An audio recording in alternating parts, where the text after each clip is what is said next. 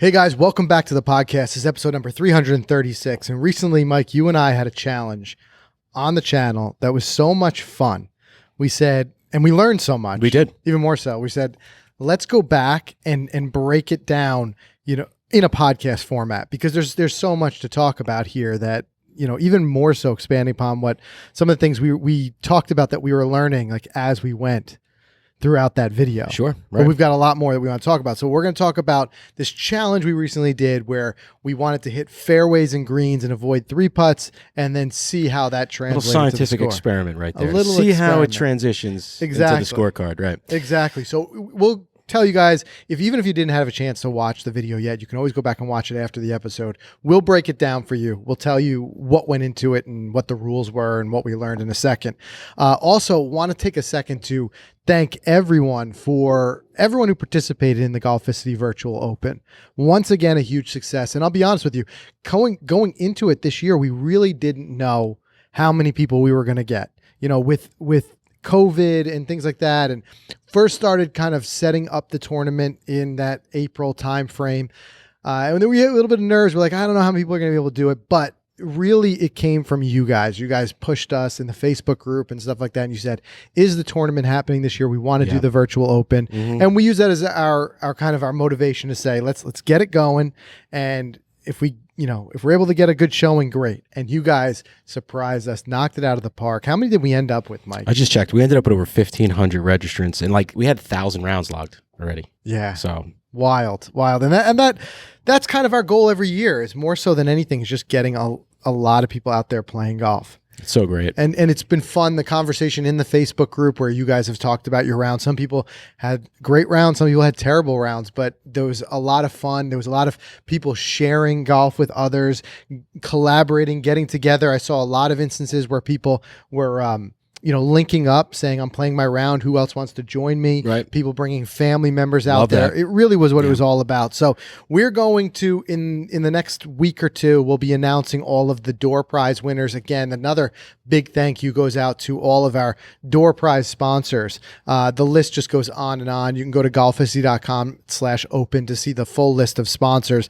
But a lot of people kicked in some tremendous door prize giveaways, over $2,000 worth of prizes. So we'll be giving those away. But this was fun, and we always welcome your feedback. If there's a way that you think we should structure the virtual open a little bit differently, it has adapted through the years based on your feedback. Sure. But if you have something, by all means, let us know about it, and we will continue to make it better. And we do want to do more of these, but we've just been so busy with everything with new HQ and everything like that it's tough. There's a lot of administration that goes into it, but we've promised you guys before, and we will make it happen where we will get more of these events going. And hopefully, fingers crossed, one day we want to do an in-person would be great event. Yeah. We got to do that. But it was really fun, and we enjoyed it, and we appreciate everybody who participated. So thank you for that.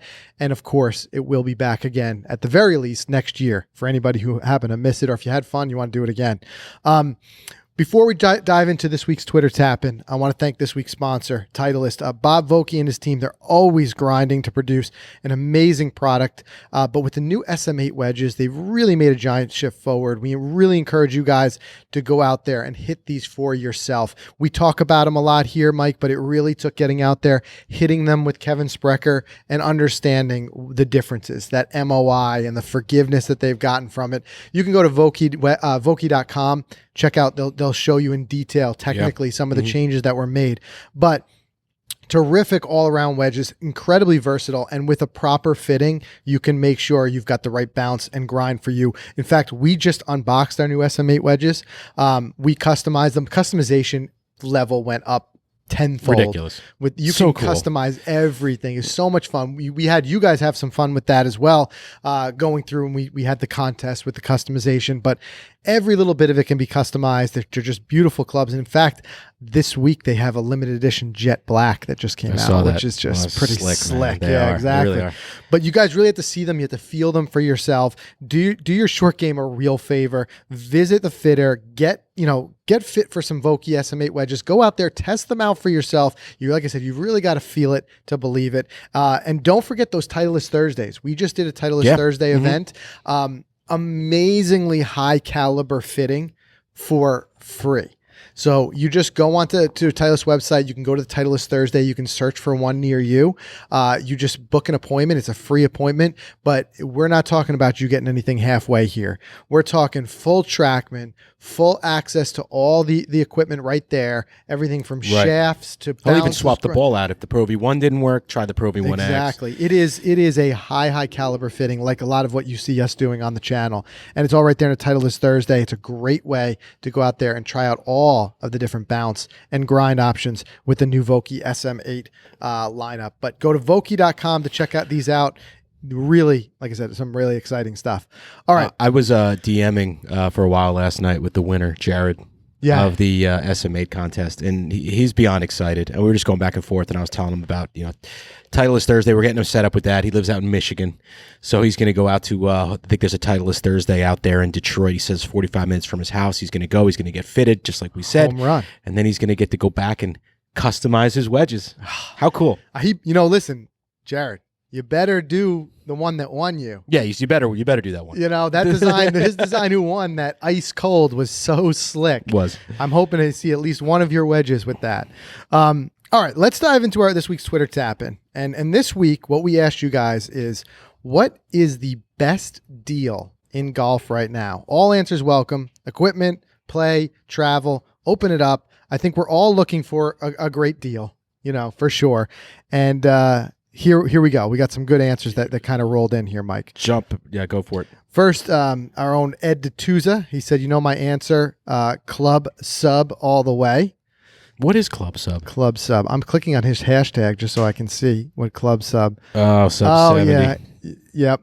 Yeah. Let's see. We have a large sub for you.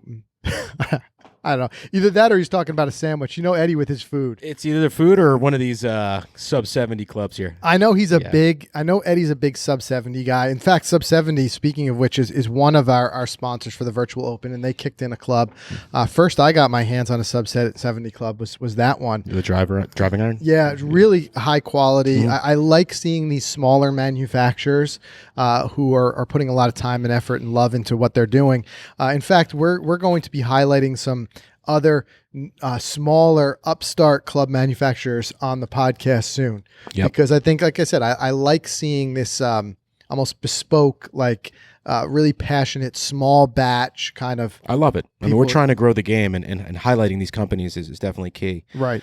So all right, what do you see here, Mike? I got another equipment, Mike Ryder. This is a homer response, but I'm going to say ShotScope V3. Mm-hmm. I mean, it is a great deal. It is, and unfortunately, the launch deal, which we were promoting so hard, just ended. Yep. Anybody, I think, who got in on that V3 launch deal got a steal. It was. But even with that, the price didn't jump up too high. I actually saw somebody the other day on Twitter, and sadly, I don't have it right in front of me. I'm going off of my memory, so I can't tell you who it was. But somebody said it was the ShotScope was the single best investment he had made in his game in as long as he can remember. Wow. Because think about it, a lot of us will drop more than a ShotScope on a club that we'll use for 2 seasons or something like that. But and that's one club. But ShotScope gives you the stats through the bag. But I think what highlights the deal for me is the fact there's no subscription fees. Yeah, absolutely. I think so much of the tech stuff, you get in with the price, but then now you're paying a monthly. ShotScope doesn't do that, so I agree with you there. Let's see what else we got. We've got, I want to see some more course deal. Our local public courses from Thomas Hyatt. Our local public course offers an early bird special. Anyone that goes in between 6 and 8 can play 9 holes for $5. Can't beat that. 9 holes for $5. It's a great way to start my day before. That actually costs less than the coffee I get before I go to work. So that's actually pretty good. I was about to say it's cheaper than a hot dog. Yeah, exactly. So that's a pretty sweet one. Alexander Wiley, similar thing. He says, walking into my local muni for free at 6 o'clock after work. You can't beat free. You can't beat free. I guess I thought 5 was good. Unless they give you a sleeve of balls with it, too. You can't beat it. Kevin Smith's got a good one I agree with. He says, PGA Tour Live is worth every penny, especially if you're working from home, like most of us are. And with the tour back, having PGA Tour Live right at your kitchen table is pretty sweet. Because we couldn't watch it, back when we were at the office, Right. But unless you were able to sneak away and have it on your laptop. But that was a pretty cool one. I agree with that deal. Anybody who's like a PGA Tour junkie, you got to get it so you get all that extra coverage. Some people I know this past week, we saw the PGA Championship. Some people were complaining with it being on ESPN and having to basically pay and having to have ESPN channels for it. Right. I get it. I get it. The final round broadcast, I believe, was on, what was it, CBS or something CBS, like that, yeah. right? So there at least you get the final round. But I do like opening it up to more people being able to watch. But it is not too expensive, so that's good as for as far as the PGA Tour thing goes. Let's see. I throw in, not to sound adsy at all, but we've been working well with Rapsodo for a while, and they've been so generous to offer that $75 discount for the mobile launch monitor. I think that's a pretty sweet deal because this thing is so packed with data for your golf game, and to get it for, I think we have to the discount, it's almost about $400. Mm-hmm. There's some of them are 2,000. You got Mevo Plus, things like that up in the. But this is a pretty sweet deal for a launch monitor for the lower price range. Yeah, and I always like, again, the tech products that you buy once and they seem to get better. That's an example of one because they roll out these firmware updates and now you can use that indoors. Which is so key. Which is, definitely. Joe Calangio says, the answer is and always should be the shoulder season replay rate at Sand Valley Mammoth Dunes, 5250 on the replay. If you brave the less than ideal elements, ludicrous. I agree. I like it. Every once in a while, get out there and play when it's not perfect weather. Right. It's less crowded and you get a better rate. But that's the only thing I've always been enamored with Twilight. Twilight's my favorite time to play golf. Yeah, I love it. And it's the least expensive. We were talking about the other day. Coming in at that golden hour when you're all done. It's the best. Yep. And then C. Clark says, as far as equipment, I think the Tommy Armour wedge for $60 is a great deal. I got 60 degree last year and thinking about the 52 this year, but trying to pay off college loans first. I feel you, man. Yeah. I feel you there. Mm-hmm. But and again, a lot of club manufacturers that are starting to really up their game. Another one that I've seen and heard a lot from lately is Ben Hogan Golf, which they are somebody who's making a real revival. I'm seeing them more and more. But yeah, Tommy Armour, some of these brands that are really kind of stepping it up. And like I said, the smaller brands, there's just so much out there. It's just a matter of just getting out and looking for those deals. There's always another one I always look for is golf ball deals. Yeah. And I think it's always around the holidays that one or two places will run a deal on Pro V1s, which is a great time to stack free customization. Free customization. Or if you buy like 2 dozen, you get one for free. Right. Yep. So I think it's just smart about that. Oh, and the one thing I would point you guys to is every year, on the website on Golficity, we do a Black Friday, Cyber Monday roundup. Mm-hmm. Look for that because we will comb through the internet, look for any deal we can find, throw them on there, and that's kind of like a live. And we update it all the time. Yes, yeah. It's really is a living document because we will just add stuff because some of this stuff there's no news of it until the moment it goes live, and these companies keep it hush hush. It's usually 24 hours. Right, Get in by midnight. In there. Right. But I would say I think my number one time to spend. And I'm not a big Black Friday, Cyber Monday guy. I never really shop on I don't that day. shop. I'm not a big shopping guy either way. But I will say if there's one thing I do, it's with golf equipment. I stock up. Yeah. I that's my time. I'll go through and whatever it may be, I grab stuff on that date. So huge thanks to everybody who threw your answers in there. I'm sure those deals will help us all because we're always, like I said, always looking for a deal. What do you say, Mike? Let's do a word from our sponsor. And then I want to talk about, first, let's set it up and talk about what this challenge was we did. We'll talk about how you guys can do it at home. And I know a few of you have already tried this from the comments on the video itself.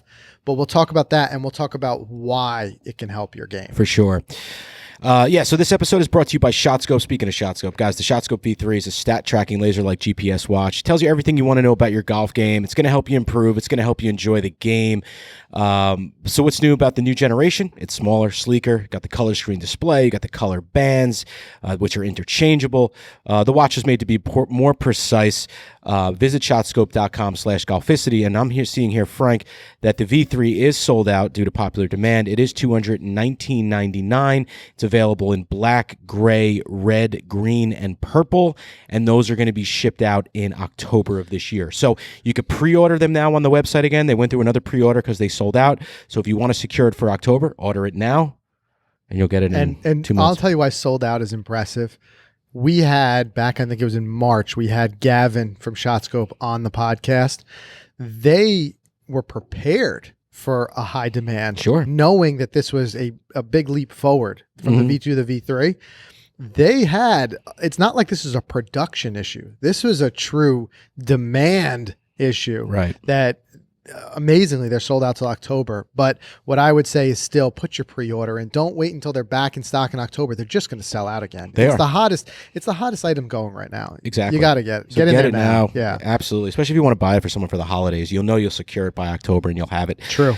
And lastly, want to thank Footjoy. We hear it all the time. If it ain't broke, don't fix it. So here's a question for you. Why would Footjoy change the Pro SL, the most popular shoe in golf, the best-selling shoe in golf, the shoe that's worn by more tour players than any other? I mean, you see the guys on tour, they're always wearing Pro SLs. Footjoy never settles. I mean, they never settle for they want to make things better is what I'm trying to say. They managed to be the number one shoe in golf for all these years for a reason. So this is what they do. They innovated advanced design on the new Pro SL to give you more stable traction, comfortable. Frank, you've been wearing the Pro SLs now for what? Good shoe? You like it? Listen, I'm becoming a quick convert. I was a Fury guy, and now I'm noticing that the Pro SL is coming out of the closet a little bit more. Right, and a little bit more, especially with the carbon. Yes. We got our first chance to get a real good look at it at the PGA show this year, but the carbon, it's lighter. You feel that ground interaction more, which we're going to be doing a whole podcast very soon on how to use the ground for more power. And then you understand that it's not not just a comfort thing, it's a performance thing. Yeah. And Footjoy really understands that. So I would say not only to check out the Pro SL, check out the Pro SL carbon. The carbons are sweet, and they come with that fiber carbon plate with within the midsole, and they offered added comfort features like these Ortholite impression fit beds. I know it sounds like a mouthful, but the best way to experience them, just put these shoes on and you'll see for yourself what it means. So guys, check it out. Check out the Pro SL. You can learn more at footjoy.com. All right, terrific. So let's first set this up and tell you guys a little bit about this challenge. So what originally started as an idea of just creating some fun content while we're out there on the golf course, but at the same time saying, like, how can we kind of apply some of the things that we talk about here on the podcast and learn from it out on the course. Now, if you're somebody who's new to the podcast, maybe this is your first time listening, a little background on us. We're not pros. We're not instructors. We're guys who love the game. We love learning the game. We've spent the last 7 years or so bringing ourselves from a 25 handicap down to around a 12, and the journey continues. So we still have a lot of room for improvement, but we've made some strides along the way, and that's what we talk about here. We hope that some of the stuff that we've learned by chatting about it here, you guys will learn from it as well. So what we did was we went out there and we said, instead of, which is something that all of us golfers do, we get so laser focused on the final score.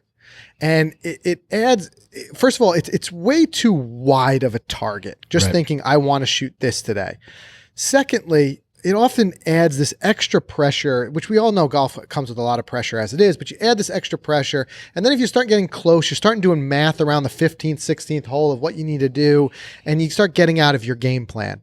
So we said, let's go in with a game plan of a few strategic small goals that, if done well, should lead to the big goal of a better score. So we said it very simply, and I want you guys to try this. I want you to, on one of your rounds, keep this score on your scorecard too. Use this as your goal and see if it translates to a better overall score for you. And whatever it does, good or bad, let us know in the Facebook group. Let us know in the comments. I want to hear. We're going to have a bigger sample set than just you and me. Right. So what we did, we went out there and we said, for every fairway you hit, that's 1 point. For every green in regulation you hit, that's 1 point. However, for every 3-putt, you have to subtract a point. So with that in mind, Mike, what was your impression going into it? Well, I mean, you start to think different strategies than you're used to. You know, obviously you want to rack up points. So, of course, what's one of the first things you do on most par fours is, instead of driver, we go to a more comfortable club, 7-iron, 6-iron, something off the tee. Right. And, you know, we're going to talk about it in a minute on how our stats, you know, reflected as a result of that. But that was number one, strategy change from the start. You know, but I was excited about it because, you know, in a way, I don't know, can we call it reverse engineering our golf game? Because we always think about score first, but now we're kind of doing the other stuff. And then at the end of that saying, okay, we did all that. What's our score going to be?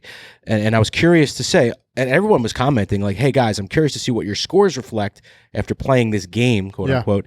And it was pretty good. It was a decent score. I shot 88, you shot 84. And those are good scores for both of us also on that where we course. played. Yeah, I've never broke 90 there. Mansion Ridge, very difficult course. And anybody who doesn't believe us, go play the 18th hole. Yeah, seriously. That you almost have to play that whole or the ninth. Yeah, to score well there. But I agree, it's a little bit of, as you say, reverse engineering. We've talked about before, and we discussed this in our course management podcast. We talked about working backwards from the hole and thinking about what shots you need. And this kind of was that forced course management. It was forced focus. It forced you to focus, because oftentimes if we don't set these small little targets and small little goals, sometimes we'll just step up to a shot and just kind of fire away without giving it the thought that it really needs to get. Yeah. So more topics that we're going to be talking about here on the podcast. Even more, which would be one, we're going to be doing an episode on how to maintain your focus. Mm-hmm. I think this is a good way to do it. So what we said was, what I was so well designed with this challenge was that everything led to the other. So first of all, hitting a fairway. If we just wanted to hit a fairway, yes, I could put the driver away and hit a 5-iron just to reach the fairway or something like that. But that would then dramatically hurt my chances with the other points, because now if I shorten the course, for hyper accuracy, I then had a long 185, 190, whatever shot to try to get my green in regulation. Mm-hmm. And even if I did get the green in regulation, I was often so far away, the 3-putt would come into play. So you really had to strategically think your way through and say, I've got to try to hit fairway here, but I've also got to put in a position where I can hit green in regulation. And then when I go for my green in regulation, I've also got to put myself in a position that I'm not looking at something that could easily go to a 3-putt by being 40, 50 feet away. Right. So I tried not to put driver away. I tried to instead just think about smarter driving lanes, like we did with Kevin Sprecher, mm-hmm. of just saying, really forcing me to think about my shot shape. Of course, no matter what, guys, you're going to have errant shots. Sure. You're going to have a shot shape that you weren't expecting. These are things that are going to happen. We're regular golfers too. We have it happen to us, and it happened in that video. So, but when you go out there and you say, okay, and you start to think about where I need to aim in order to reduce how bad my miss could be. Right. You start to really learn from it. So let's run through some of the stats. What do you think here? Yeah, let's do that. Because you're absolutely right. I mean, I hurt myself on hitting these greens in regulation because I left myself with so much to the hole. What are you saying, after your drive? After my shortened drive, so I can be in the fairway. Gotcha. So you were saying you were laying off your drive. I was laying off my drives to get those fairway points. Gotcha. And to see how my score would change as a result of hitting more fairways. Mm-hmm. And you know what? Let's dive right into it. My fairways hit that round were 57% versus a season average of 46. Wow. All right. So that was great. 11% increase. Yep. From that change. Just from that change. Yeah. I earned some pretty cool shot scope medals that day. One of them being 8 fairways hit in a round, which is pretty cool. Yeah. But how did that transition to my greens hit? And I'll tell you the number, 22% versus my terrible season average of 24. So looking at my shot scope data, I mean, I look at the 10th hole. Easy example. For any of you who know this course, the 10th hole is a straightaway 350-yard par 4. There's a little stream that runs through it. So, you can either fly it over it with a driver or you can lay up short. I decided to lay up short just so I can get the fairway. I chunked a 7-iron. I hit it 125.5 yards. It was a really short one. I think I skied it. I remember it left me with 196 left on my approach. Now, granted, I hit a great 4-iron, but I put it off the back of the green. Yeah. And then I ended up making bogey with a chip on and a 2-putt. So I went back. I was kicking myself. Like, I always hit driver off that. Yeah.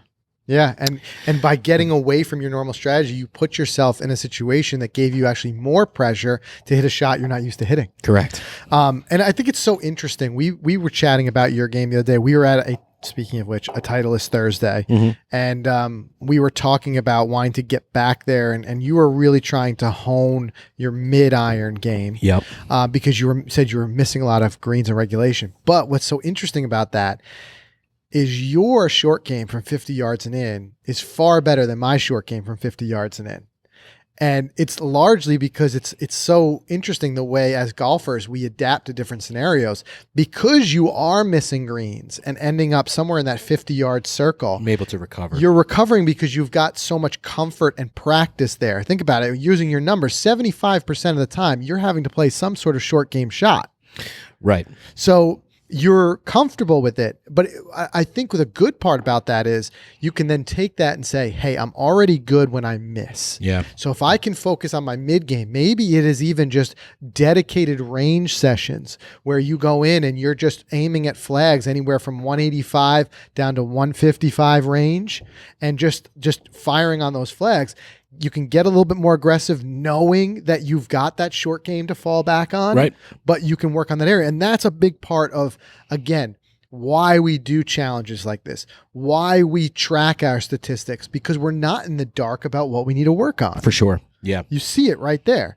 So I think that was a huge takeaway. Diving into mine, first of all, my fairways in regulation are way up over last year. You're like tour level. Look at that. I think I'm all about full disclosure, and I'll tell you guys right now, there's some degree of this that is probably a bit overinflated based on the fact that my number of rounds played this season is dramatically down over last season because of COVID. But I'm looking at a season average right now, and that's spread out over about 10 rounds of 63% fairways in regulation. And that day I hit 64% fairways in regulation. Yep. So I've become better with the driver. As you guys, if you guys follow me personally on Instagram, you know that I've been given regular updates of working through some swing changes. Really a hyper focus on consistency is my thing. Accuracy. I'm not going to get the swing speed that this guy's getting. And I've said, I'm not worried about that. Yeah. You know what I mean? If I was on the PGA Tour, I actually did a write-up on this the other day on Golficity for Jordan Spieth. Yep. I thought this was interesting, and it's pertinent here. Jordan, when he's at the top of his game, it was, I think, 2014 or so. Who was it? Was it Furyk or Duval? Duval warned him and said, don't chase distance. Don't chase distance. And he saw the signs of it where Jordan was saying, I'm just looking to get 5 to 10 more yards and things like that. And, he's working with his coach on that. And since then, his distance did go up. But as you know, Jordan Spieth started to fall off in different ways. First of all, I think there's a lot more to it than that. I think there's a lot of other things that Jordan is struggling with, and I hope more than anything to see him make a big comeback. But that's a whole other podcast, or we could dive into what's going on there. But on the PGA Tour, then you looked at the leaderboard, right, at the PGA Championship last week. Almost everyone in contention was guys who bombed the ball. All talking, everybody over yardage over 300 yards, average driving distance off the tee. Morikawa, going to be a huge breakout star. This kid, first of all, has got to swing like butter. Yeah, really. But he bombs the ball a long way. They really, you're competing at the very highest level, and you're playing a majors that are long, really pressing, challenging courses. Of course, shortening the course is going to be important. And these guys are playing for millions of dollars. So fine. If I was in that position, I'd be out there working on distance in every way I can. But for me, I know as I try to pour on distance, I'm going to start to lose a little bit of accuracy. Yeah. Also, I worry about my back. You guys know I've struggled through that. I know the more strain and stress I put on my back, the less longevity I'm going to have playing the game. So I've come to this kind of hard, swallow the pill type of decision of saying, like, look, I got a swing speed around 105 with my driver. I'm not pressing it to go further than that. If I can put my driver out there 250 and accurately, that's what I want out of my golf game. Yeah. I'm fine with it. I'm not playing the tour level tees. That leaves me on even a 400-yard par 4. It still leaves me a 150 shot in. Right. Fine with it. So that's a big part of, and that's why I digress a little bit. That's a big part of why my fairways are better this year. I'm not trying to bomb the ball. I'm trying to pick good, smart targets, and I'm just trying to, put the ball out there, put a good swing on it. And when I do try to bomb it and I try to rush it, things go badly. Yeah, for sure. So that being said, the next one, here's where I did see an improvement. Greens in regulation. Season percentage, 29%. Obviously, a lot of work needs to be had there. But in this particular challenge, 39%. And that is largely what led to me scoring better that day. I shot an 84 that day, which is a great score for me. But where I left so much on the table, and all the comments rolled in about it, and you guys are 100% right. I couldn't putt for anything that day.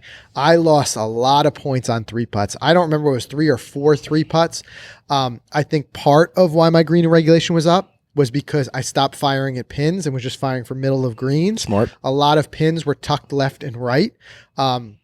So granted, I was leaving myself with 40, 50 foot putts, which on a course as difficult as Mansion Ridge can be a quickly transition into 3 putts. How many 3 putts did you have that day? I think I had 4 total. I'm not sure if ShotScope gives me that per round. Let's see. Average putts per hole, it says 1.78, but I did have a high. You would have to go through the actual. It's because I had a high up and down percentage. My percentage, my season average up and down is 47. I was at 58. So when I was missing the green, I was chipping it close enough to be able to one putt it. But the problem is when I was hitting the greens, I was usually often leaving myself so much wood to cut that whatever. But you see it, my green reading, my pace. A lot of people highlighted my pace. We actually did a great little drill the other day with Brad Worthington. Yes. Where he showed us both a great drill you can do to work on pace. Hopefully you guys will see that soon. We're working on putting that video together. But I know what I got to work on. I got to work on that, and I want to be able to make content out of it. I want to get us in there with one of these coaches, show us green reading, pace, and putting, do a whole lesson, put it on video, and show it to you guys. I can't wait for that. That's my goal. Yeah. And, it seems that to be the common theme of most viewers call you out on is your putting. Yeah. And it's great to see that because, they're identifying it. They're seeing it from afar, and you can go and work on it. Yeah, and it does show, like, if you really are at that level where you want to really start taking your game to that scoring level, it shows you that what you really got to do is and what the best pros do, they hit greens with driver. They're hyper accurate with driver, and they putt well. Yeah. If you can be hyper accurate with driver and putt well, of course, short game for those misses and things like that fall into, they're going to be an important part of that. But wow, I mean, you can make up a huge difference in score with just those two things. Well, for someone like you who in your basement almost every night, trying to swing, tour plane mate, stretching, how often do you putt per week? Yeah, I'm not putting 0, enough. right? You're right. I'm not putting enough. And I did a lot of putting with the putt out in my office over the off season, but that does help I find with putting stroke technique. However, it's the variables that go into the pace. It's getting out on a real practice green and introducing breaks, downhills, uphills. Yeah. Both reading and stuff like that. And you heard actually interesting Tiger talking about this, which we saw Tiger hit the ball well, struggled a lot with putting at the PGA Championship. And I had said while watching it, I was kind of just tweeting it out, like some of my thoughts out. And I said, Tiger gets hot with that putter.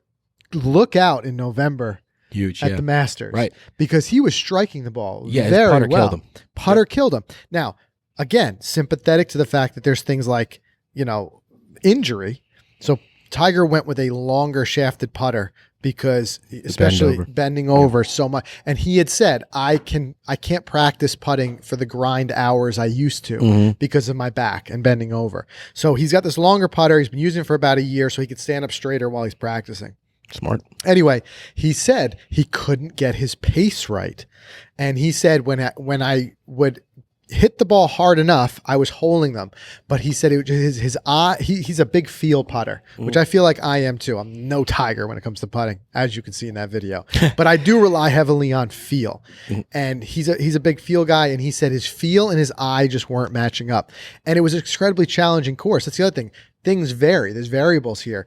TPC Harding Park, the greens were playing really firm, he said, on approach shots. But once you made it to the green, they were not as fast as they felt on your approaches. Yeah. So he said he ended up leaving a lot short with his feel, thinking that they were slower. So feel is a big thing. But going back to what I was saying, I do need to get out on putting surfaces outdoors and put that putting work in. Yeah. I mean, absolutely, man. Maybe we'll have that the indoor putting green Tiger has in his house. Yeah. That it undulates. And everything. Yeah. But we'll get you one of those one day. Yeah, okay. One day. Got a nice $100,000. Exactly. Invest, yeah. Taking donations, GoFundMe. Oh my God. GoFundMe fix Frank's putting. Yeah, exactly. But look, and it highlights, just like we said before, why we like these challenges, why we like the stats.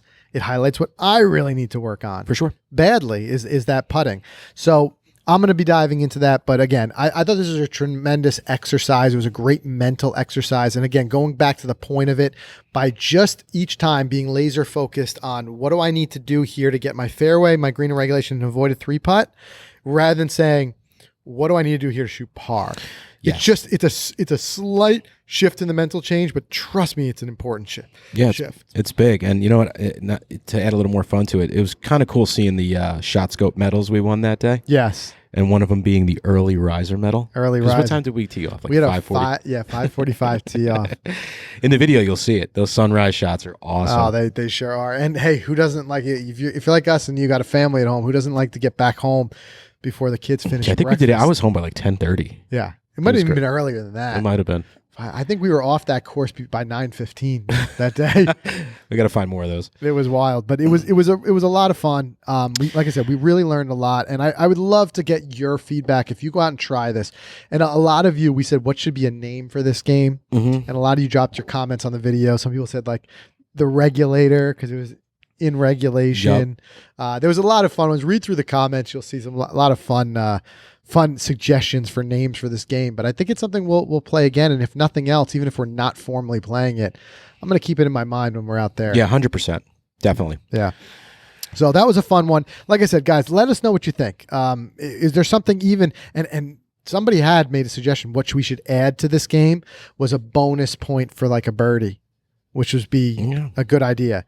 So let us know. Is there any tweaks? But I like these things that really hit that competitive edge by giving you something out there, a game to compete. We talk with the guys from Game Like Training. I remember this in the spring. They talked about gamification. Yep.